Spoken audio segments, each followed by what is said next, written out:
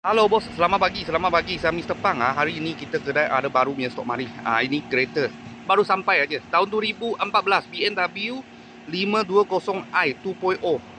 Harga cuma jual 39,800 saja. Boleh nampak dia punya lampu, ini facelift dah.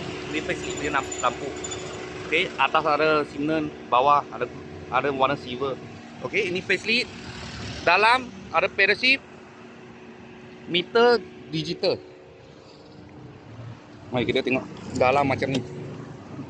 Okey, dia punya button tak ada cala punya, tak ada jatuh itu cat, tak ada. Dia punya steering ada parachute pula.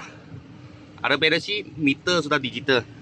Kalau ubah sport mode ke, ada jadi merah, comfort. Dia boleh ubah lah. Okey. Lepas tu dia punya LCD besar punya. Ada punya kecil punya. Okey, ini besar sikit, ini facelift. Dalam button ini cuma handbrake dengan ini aja. Ada jatuh sikit warna. Okey, belakang macam ni. Harga jual 39,800. Hubung tepi semua okey. Tahun 2014 tahun 2014 520i facelift lah 2.0 auto. Harga cuma jual 39,800.